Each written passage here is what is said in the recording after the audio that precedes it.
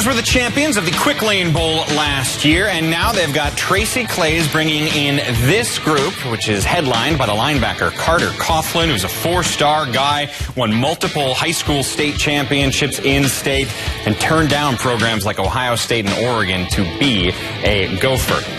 It's the first ever signing day experience for Tracy Claeys as the head coach. Sure enough, Claeys joins us now from Minneapolis. What surprised you about this process now that it was your first time as the head man? Well, there's a lot of travel that you have to get through in a short amount of time that they allow the head coaches to be on the road. And so that was a little bit different for me, that you basically have 2 weeks in December and 2 weeks in January to get out and get in front of these kids and their families. And so that was the biggest change. You know, when it comes to coaching changes and players who were already committed, sometimes the coaches don't want the players because they don't fit the system they're going to implement. Sometimes the players don't want the new head coach because that's not who they signed up with. What was that process like for you? Yeah, I think, that was the case for us on a few kids. And to me, the bottom line of all that is you get that problem corrected, if there is a problem, is early on. I mean, the worst thing could happen, you bring somebody in here and they don't fit the new philosophy or whatever, and then they're looking to transfer somewhere else. So, as soon as I knew I was going to be the next head coach, is that there were players that reached out to me and me that reached out to some of them that felt like they didn't fit in the direction we were going to go, and I just wanted to be honest up front with it and give them still a chance. So they still all had a chance to take 5 visits somewhere and find something that fit their skills a little bit better than what I thought. And then there's a couple kids the same way with us. And so the most important thing on that is you get it honest and try to get it corrected before signing date. When it comes to recruiting, how similar or different are you from Jerry Kill? Well, we have the same philosophies, but a little bit different personalities. But this all comes back to it's a kid business, and our main priority is to go in and let people know that and kids and their family that we're here to get them an education. At the same time, our football programs continue to improve and feel like we have a chance to compete for the Big Ten, from there, you end up, you got to have kids that want to come to your university. So you do the best job you can at selling your university, what you're doing, getting kids interested. But the bottom line is, you need to put together a class of kids that want to be here, because that's the reason we're having success and getting better. We have a great group of kids here. They want to be a part of the University of Minnesota. And when you do that each year, you'll continue to get better. What's it like to watch film of quarterback Seth Green? He's a very talented kid and made a lot of plays, big plays, and with Seth we signed Mark Williams, but both of them they're that dual threat quarterback. Is nowadays you see the teams that are winning it's guys who make plays with their legs and it can extend plays with their legs, even if it's not all runs. And so Seth's definitely that dual threat quarterback, and at the same time he has the size to take some hits. Because you're going to get hit when you run the ball a little bit. So I think he fits into what we're going to continue to do, and I think his body type and the type of quarterback he is, I think that's the future of college football. He's from the state of Texas, but you have a lot of kids from in-state in Minnesota, especially when compared to recent history with Gopher recruiting classes. How come?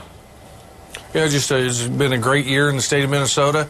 That's one thing about our state. It fluctuates from year to year how many kids, but there were more Division I kids, Big Ten type kids in the state, and most of them chose to stay home.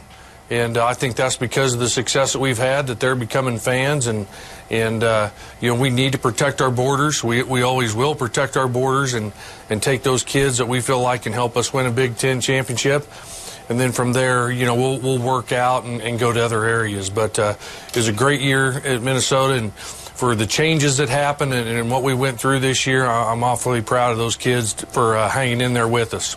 You guys were a great example last season about how people that we talk about on signing day can make an instant impact. I mean, Shannon Brooks, as a true freshman, led your team in rushing. Give me a name or two of guys that you think could make an impact this fall for you.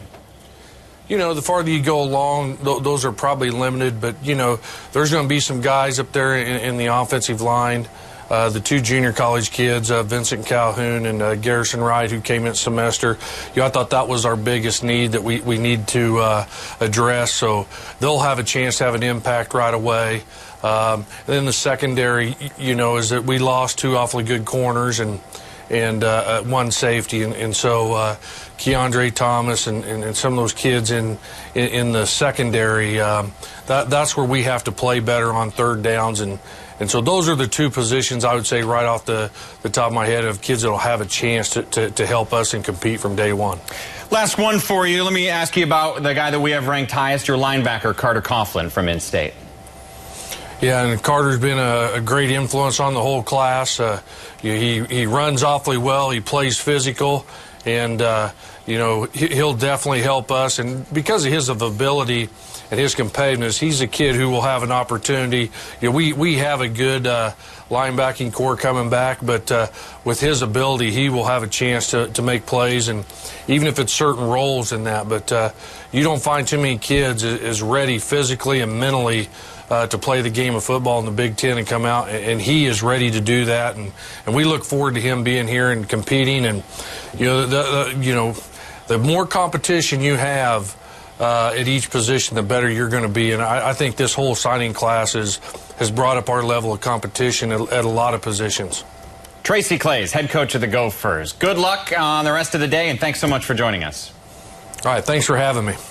There was some pretty high praise there for Carter Coughlin, saying that's just about as good of a size and a player as you can have getting ready to enter college. There's no doubt, and we talked earlier about his bloodline. Some more great bloodlines in this class. How about Thomas Barber? You may remember his brothers, Marion and Dominique. How about Antoine Winfield Jr.? So you have a bunch of guys coming in who have been around football their entire life. And interesting what he said, the same thing you said earlier about it was a great year in state of Minnesota. And I was impressed with the way he handled the transition. If someone doesn't fit with us, we should tell them. If they feel like the same way, we should separate and move on. And we've talked about him putting his fingerprints on this plan. And yes, he's been with Coach Kill, and he has a great deal of respect for him.